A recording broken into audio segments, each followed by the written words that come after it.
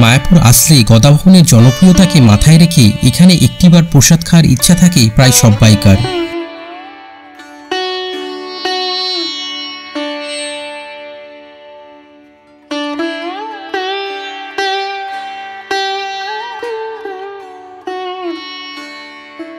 ISKCON মূল gate থেকে তো সংগ্রহ করতেই পারবেন গদাভবনের প্রসাদ কুপন। এছাড়া সরাসরি গদাভবন থেকেও নিয়ে নিতে পারেন প্রসাদ কুপন।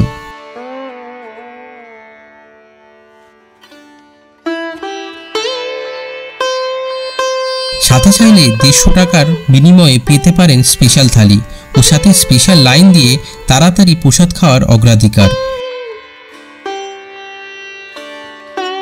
গদাভবনে প্রসাদ খাওয়ার পাশাপাশি এখানে সিজন অনুসারে বাইরের ফুলের বাগানও বেশ আকর্ষণীয়।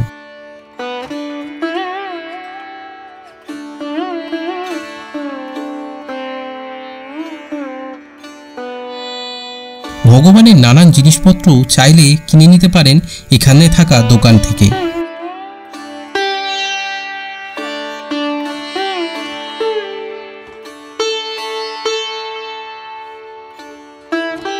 গদাভবনে একটু ঘুরে এবার চলুন দাঁড়িয়ে পড়া যাক প্রসাদের জন্য থাকা লাইনে। জুতোর বিনামূল্যে থাকা কাউন্টারে জুতো রেখে এগিয়ে চলা।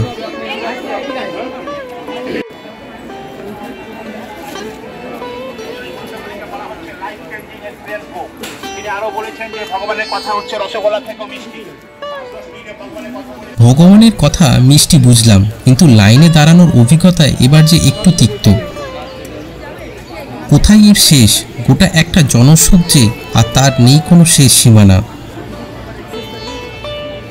না, বুঝলাম এবার হাঁটার গতি বাড়াতে হবে। শেষমেশ দেখা পেলাম আমাদের লাইনে থাকা মানুষের। চলুন এবার দাঁড়িয়ে যাই লাইনে।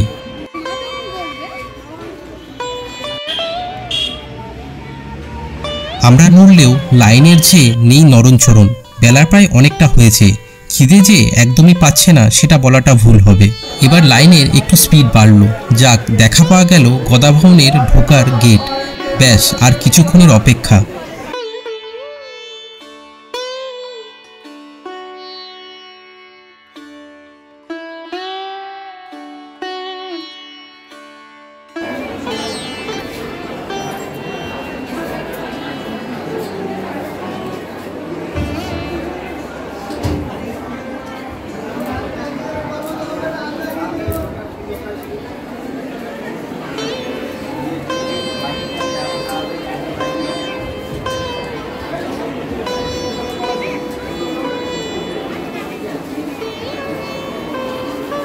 প্রসাদের কুপন জমা দিয়ে হাত ধুয়ে ঢুকে পড়া প্রসাদ পাওয়ার বুফে লাইনে।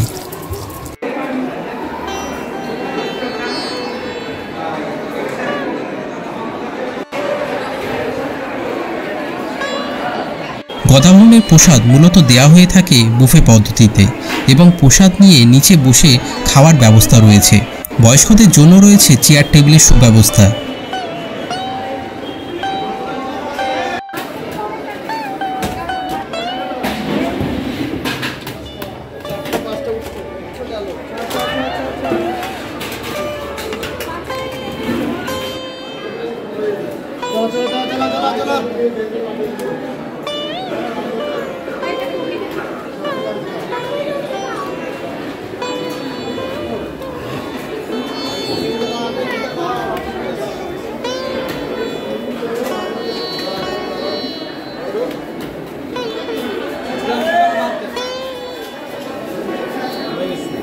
হরে কৃষ্ণ।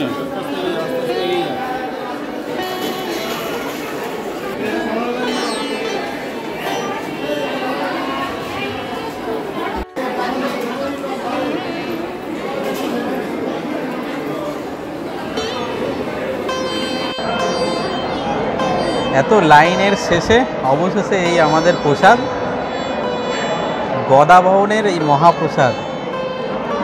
প্রসাদে আপনার দেখলেনই বুফেতে পুরো আয়োজন রয়েছে। ভাত, ডাল, 2 রকমের সবজি, ফুলকপির সবজি, এখানে আপনার মিক্স ভেজের একটা সবজি দিয়েছে, এতে বেগুনি আর রুটিও রয়েছে সাথে। চলুন রুটি দিয়ে সবজিটা দিয়ে আগে খেয়ে দেখি।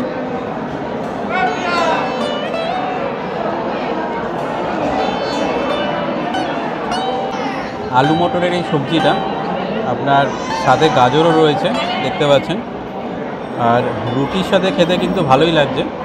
আর সাথে আপনার এই দেখতে পাচ্ছেন পনিরও দেওয়া রয়েছে এতে,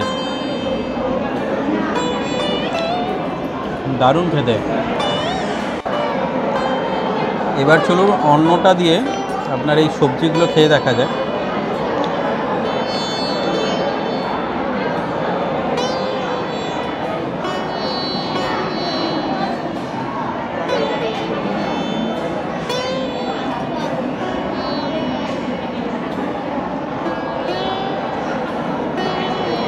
দারুণ।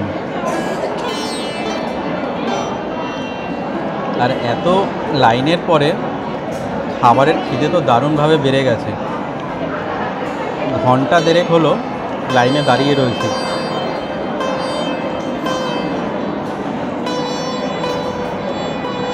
খাবার নিয়ে এখানে কিছু বেশি বলার নেই।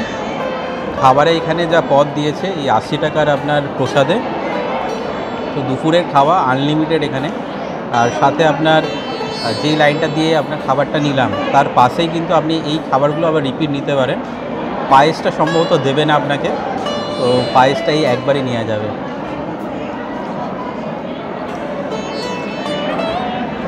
সাথে আপনার এই ফুলকপি আলুর তরকারি আর এই ডালেও কিন্তু আপনার পনির দিয়েছে, যে দেখতে পাচ্ছেন। তো ডাল আর ফুলকপি আলুর তরকারিটা একবার খেয়ে দেখা যাক।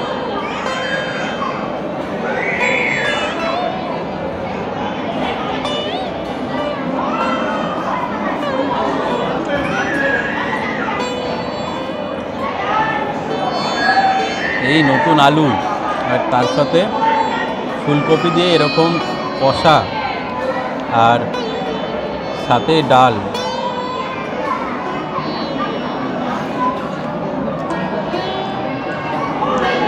অতুলনীয়। আর মাঝে একটা বেগুনির কামড়। এতক্ষণ যে লাইনে দাঁড়িয়েছি তার এই খাওয়া দাওয়ার সার্থকতা একদম আলাদা।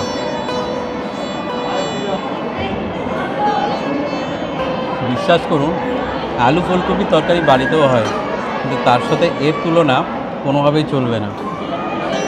এত সুন্দর খেতে আর স্বাদ, নামমাত্র মশলাতে তৈরি এই রান্না, এই প্রসাদ, এর তুলনা হয় না। আর সাথে দেখতেই পাচ্ছেন আওয়াজ, ভক্তদের একদম সমাগম ঘটেছে।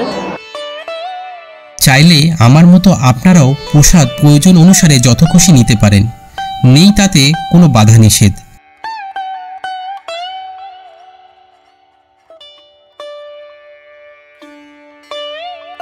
তাহলে দেখিয়ে দিলাম যে কীভাবে আবার খাবার নিতে হয়।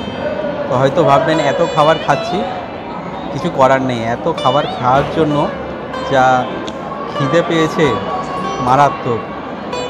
আর এই সবজি আপনারা দেখলেন যে ডাল, তার সাথে ভাত আর এই সবজি আপনি কিন্তু রিপিট নিতে পারেন। সাথে আপনার বেগুনি আর এই পায়েস সেটা কিন্তু পাবেন না। আর ফুলকপির তরকারিটা কিন্তু সত্যিই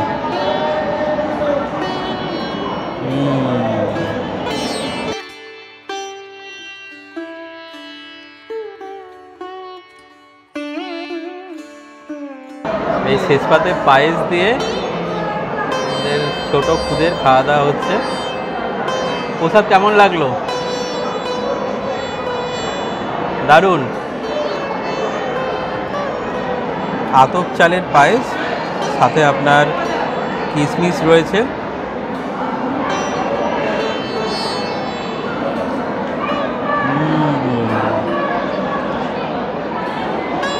অমৃত পুরো।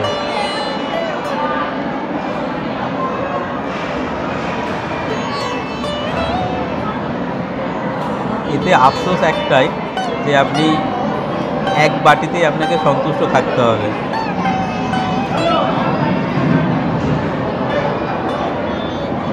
সাথে আপনার কাজুও দিয়েছে,